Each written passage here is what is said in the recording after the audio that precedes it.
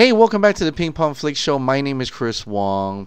Still on a pretty incredible Infinity War high. Watched it multiple times this weekend, and I gotta say, it's probably it is my favorite Marvel movie. And I want to talk about it a little bit more, my ideas of what will happen next. But I gotta talk to my friend first. At work, and I want to kind of probe his ideas.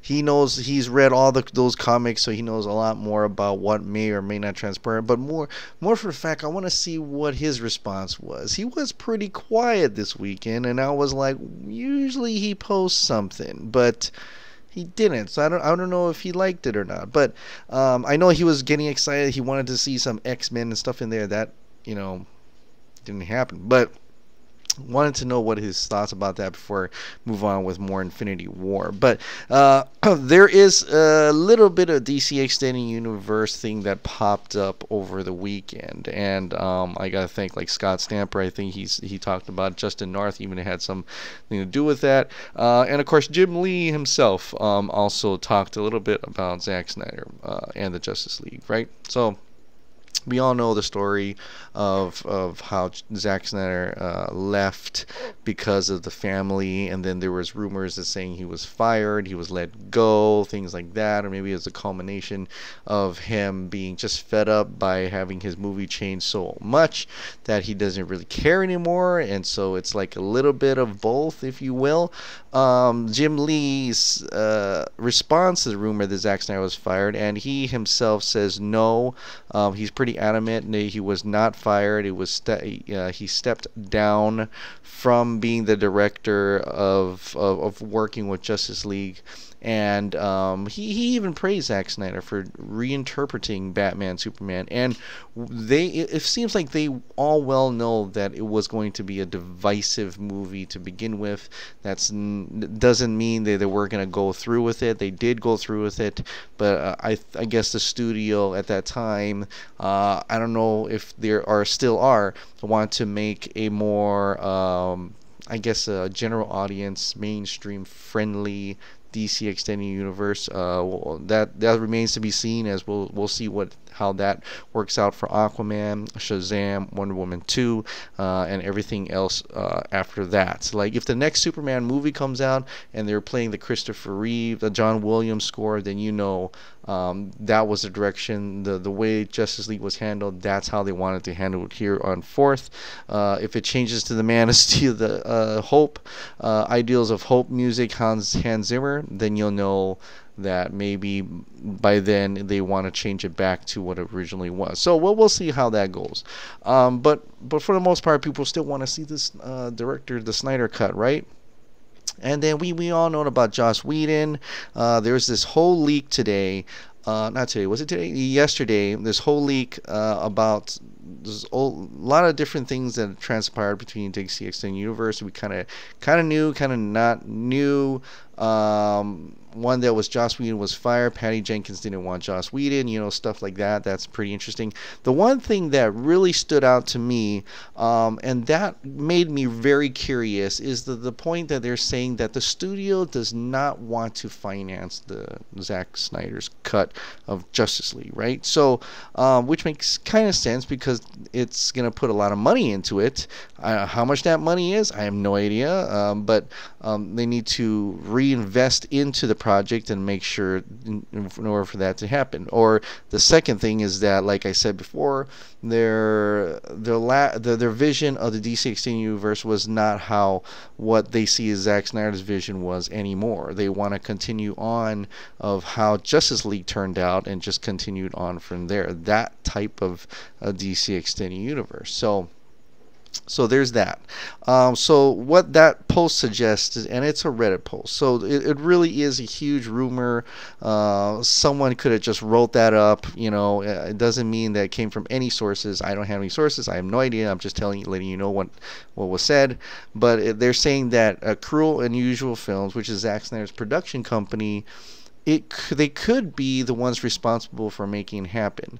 Would they put their, like, they would put money into the director's cut and hopefully release it like that? But would that mean they would get distribution, Warner Brothers, to distribute that film, or some other film, or are the rights to that film his? So that it is an interesting, very interesting concept there, that what they could do with that. Could Cruel and Unusual Films put up the money in order to finish the visual effects for the Snyder Cut, the director's cut? Now, a lot of people say there is no such thing as a director's cut. The director's cut we've already seen. But when you look at the DGA, you look it up, DGA, about director's cut, it shows you about the first time when the producers actually see the director's cut. And it does sound like where it's everything, it's called the assembly.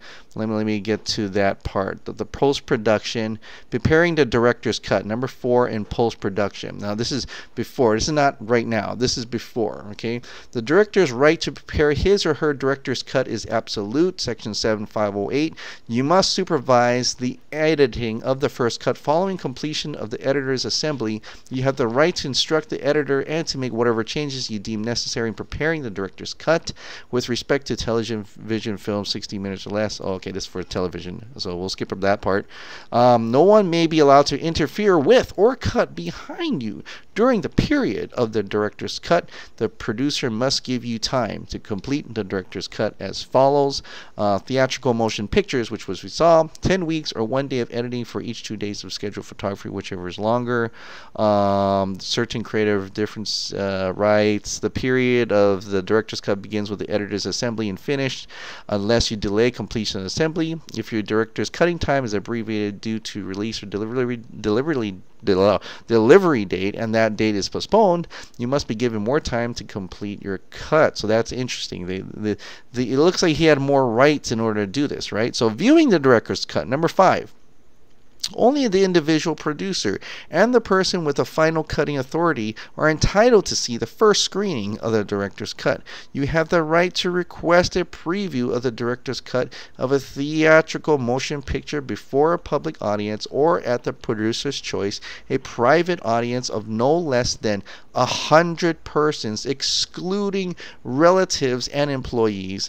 This preview cannot be conducted using the AVID output or other substandard processes.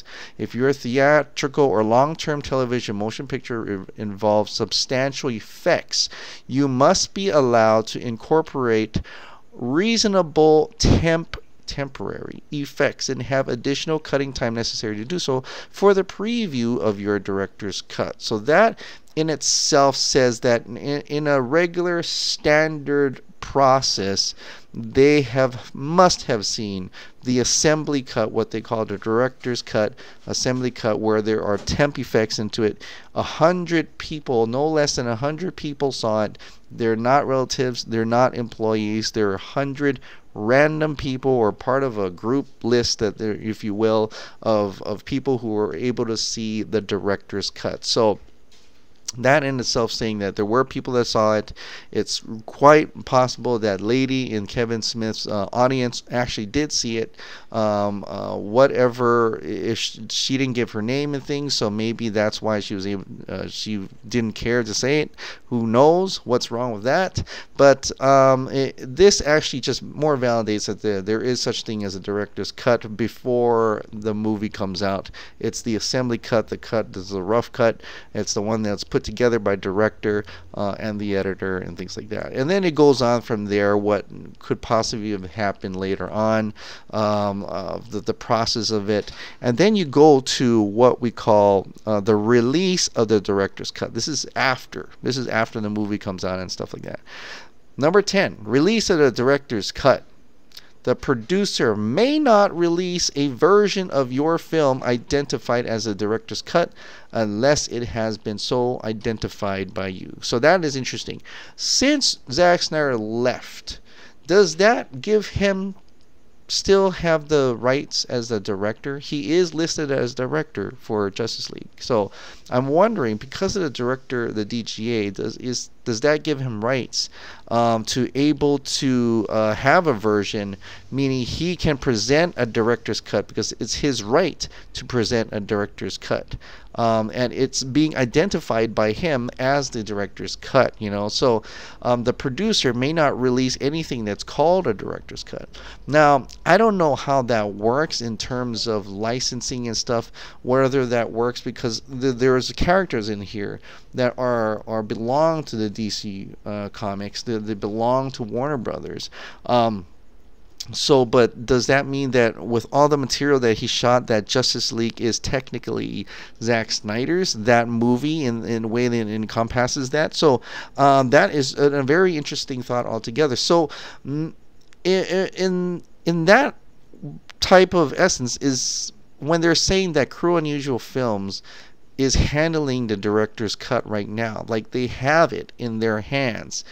That seems likely in terms of when you read this DGA. Is that true? I don't know. But that seems likely. The other part about financing it, that's a different thing altogether. Does Zack Snyder's company, Cruel and Unusual Films, want to even put out money and work in order to finish Justice League Cut? It's something that the producers, right, don't want. Now, the difference here is that the producers, the DC Films president, John Berg, is gone. We still got Toby Emmerich. We had Kevin Sugihara, who said that they were wrong about trying to follow Marvel, so there's something there. Walter Hamada is the new president. The producer is Deborah Snyder, so it's Zack Snyder's wife. So there's got to be something there, I think, hopefully, maybe, that Zack Snyder is saying he does have the right to work on this film. He has the right and access to this film, and access to able to identify that this is the director's cut, the first version. He's able to edit it. That's his. The one that he showed the first time before he left, that's his. That's his property. He has the right of the Directors Guild of America. And that is so interesting. Now, Justin Northhead put on Vero, posted for me what him and I forgot another, Damie Edwards, I think, were talking with Zack Snyder, and they were talking about things, and one of them mentioned that stop. Why are you doing this to us, Zack Snyder? If you're teasing us this for no reason or something, and Zack Snyder said sorry, and he understood, but ultimately he said this. He said the lines of, I hate to disappoint. And so would he do that? Would he just do that just to prove a point that he was right, or he had something that was different from what was out there? Or when he means I hate to disappoint you, meaning that he is really working to finish a film in his every right to do so, and it is in his possession, and maybe he just needs to cough up some money and put a lot of work into it, and it's going to take a while, but he's able to do that because he doesn't want to disappoint the fans that want to see Zack Snyder's finished work. So there's that too. Or he's just saying, I hate to disappoint you, sorry if I did. But there's two ways to look at that anyway. But so that is interesting altogether when hearing that, a possibility of that, where Cruel and Unusual Films could have access, could be making it, could be doing it, could be actually putting something together. They just need the money for it, maybe, or just to see what that comes up with. I know they need to have some profitability out of that. I think if they are working on something, maybe they're putting a trailer together, they could present it to Walter Hamada and says, you know what, I have a director's cut here. This is what I call the director's cut. Would Warner Brothers distribute it? So there's maybe some fight there that needs to be done. But in any way, I mean, I think it seems promising. It does really seem promising. And I'm hoping that it does get made. I hope that Zack Snyder is able to finish it and actually present it to us, even though it may or may not be an actual canon in terms of the eyes of Warner Brothers and how their vision is from here on forth. But I think that as the Directors Guild of America, as a director's right now, Zack Snyder has every right to make his cut, every right if he wants to, and it seems like he does. It just seems like he does from all the conversations that he was having with fans on Vero. It just seems like he really wants to make the movie that he wanted to make. So we'll see what happens with that. That's it. What do you guys think about all this? Do you believe that Zack Snyder will be able to make the Snyder Cut? Do you think that Cruel and Unusual Films are working on it right now? Or should we just move on from here on forth? I still have hope, and I hope for people who still have hope, will keep the hope up and keep the hope alive. So anyway, that's it for today. I'll be working on, after I talk to my friend about Infinity War, see how his thoughts about it. I have a little bit more thoughts about what happens after Infinity War. What's Avengers 4 going to be called? I don't know. We'll see. All right, guys. Thank you so much for subscribing. Thank you so much for watching. I'll see you next time. Bye.